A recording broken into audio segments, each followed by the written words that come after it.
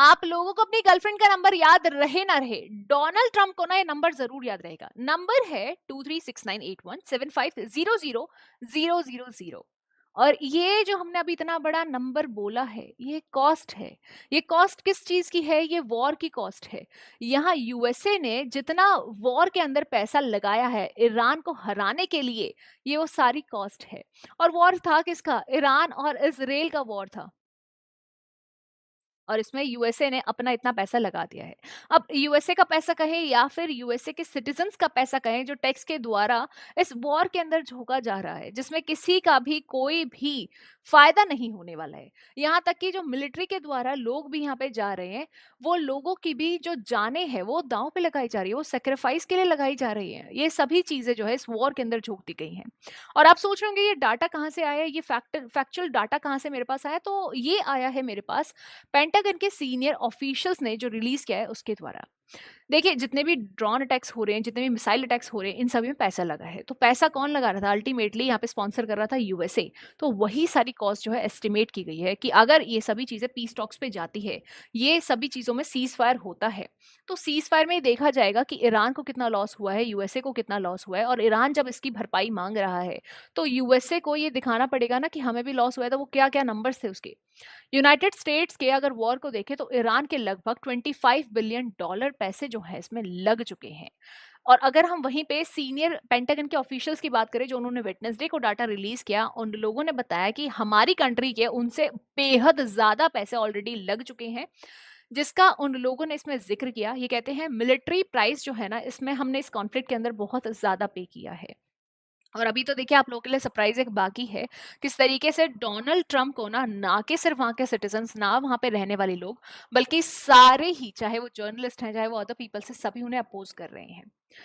अब देखते हैं वॉशिंगटन की अभी सिचुएशन क्या है। तो देखिए, अब जो इलेक्शंस आने वाले हैं, डोनाल्ड ट्रंप की जो पार्टी है रिपब्लिकन्स, वो बहुत ही तरीके से, पूरी तरीके से ना हारने के सिचुएशंस में है। लोग उन्हें बिल्कुल भी पसंद नहीं कर रहे हैं। अभी कुछ समय पहले अगर आपको याद होगा, तो वो रोड पर डेमोन्स्ट्रेट करने के लिए उतर आए थे, उनके पुतले बनाए जा रहे थे, उनको मारा जा रहा था उन पुतलों को।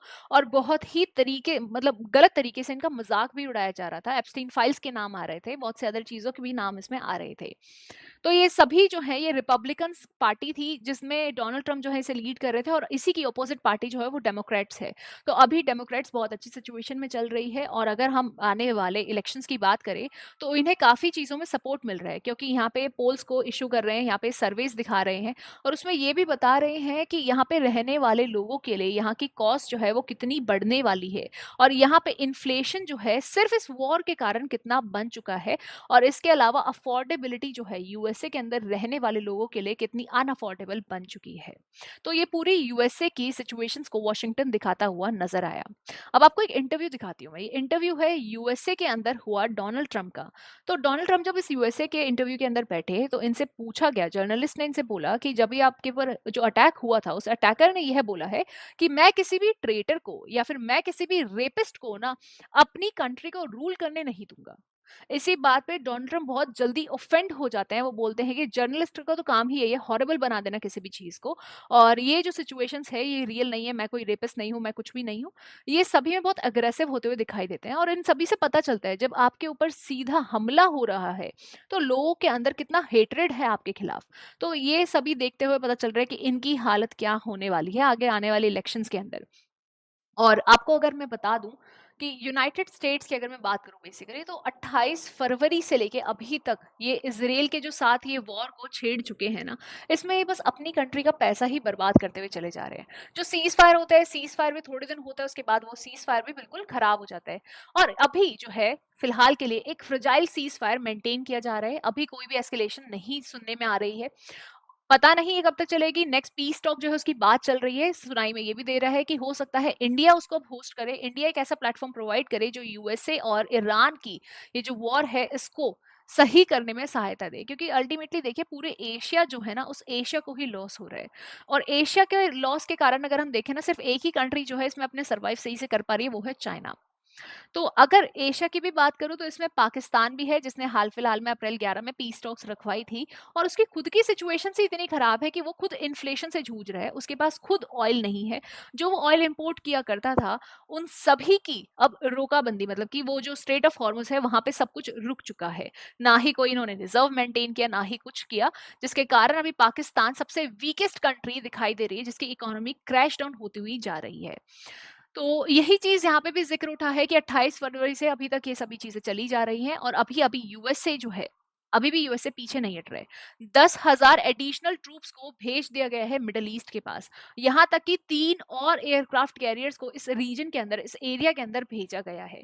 तो देखिए वॉर जो है ना, ये जो थमने का नाम है अभी तक ले नहीं रहा है, जिसके कारण और भी ज़्यादा ना पैसे की बर्बादी इसमें होती हुई दिखाई दे रही है। अब ट्रम्प की पॉपुलैरिटी की बात करें तो वो तो बिल्कुल पिट चुकी है यूएसए के अंदर। 28 फरवरी से लेके अभी तक का ये समय आ गया है कि जो ऑयल के प्राइसेस है वो दिन ब दिन इंक्रीज होते जा रहे हैं। देखिए ऑयल के प्राइसेस से जितने भी प्रोडक्ट्स रिलेटेड हैं, जितने भी जुड़े हुए हैं, उन सभी के प्राइसेस भी इंक्रीज हो रहे हैं, उन सभी में फ्लक्चुएशन आ रही है। और ये इन्फ्लेशन जो है ना, ये एक कंट्री में अगर आएगा तो सारे प्राइसेस के साथ साथ हर एक नॉर्मल जो हमारे पीपल्स हैं उनके ऊपर भी असर दिखाएगा। तो रोजमर्रा में आप लोगों के जो पेट्रोल के प्राइसेस हैं, डीजल के प्राइसेस हैं, या फिर कोई प्रोडक्ट है जो ऑयल से बनता है, उन सभी के प्राइसेस इंक्रीज हो जाएंगे। जो आप लोगों का मार्केट है, मनी मार्केट है, वो सभी क्रैश डाउन होता हुआ दिखाई देगा।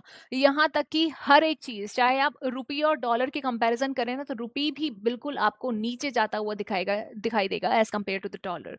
तो ये सभी चीजें अभी हाल फिलहाल में हो रही है, और इसराइल जो है, इसराइल इन सभी को और भी ज्यादा एस्केलेट ही करवा रहा है, किसी भी पीस टॉक्स पे आने का नाम ही नहीं ले रहे हैं। और अगर ये सिचुएशन ज्यादा रही तो हो सकता है इकोनॉमीज के अंदर स्टैग्फ्लेशन से सीधा इन्फ्लेशन में हाइपर इन्फ्लेशन तक जंप कर जाए।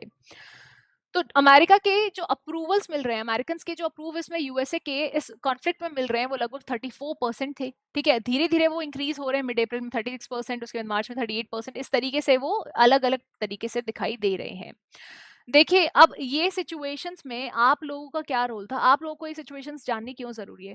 जब हम लोग पढ़ाई करने की बात करते हैं, हम अब्रॉड जाने की बात करते हैं, तो हमें पता होना चाहिए किस कंट्री के कैसे हालात चल रहे हैं, कौन सी कंट्री एक वॉर के अंदर कितना ज्यादा भागीदारी दे रही है, क्योंकि वहां पे वो कंट्री जो है क्या करेगी, लोगों का ही पैसा उस वॉर के अंदर लगाने वाली है। अगर वो वॉर सिक्योरिटी के पर्पज से है, सेफ्टी के पर्पज से है, उस पूरी की पूरी कंट्री की, तब तो समझ में भी आता है। अदरवाइज आप दूसरे के पछड़े में अपना पैर डाल के पूरी कंट्री का पैसा बर्बाद कर रहे हैं।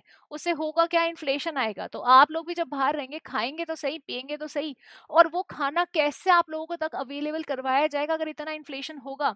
कहाँ से आप ऑयल को अरेंज करेंगे?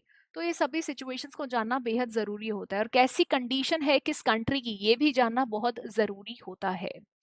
तो आज की वीडियो में यही था कि किस तरीके से यूएसए का पैसा इस वॉर के अंदर लगाया ही चले जा रहा है, और अभी तक थमने का नाम नहीं ले रहा है। वीडियो अगर अच्छी लगी तो प्लीज लाइक कीजिएगा, शेयर कीजिएगा अपने फ्रेंड्स और फैमिलीज के साथ, और चैनल को सब्सक्राइब करके जरूर जाइएगा। मिलते हैं आप लोगों से नेक्स्ट वीडियो में। Till then take care, bye bye.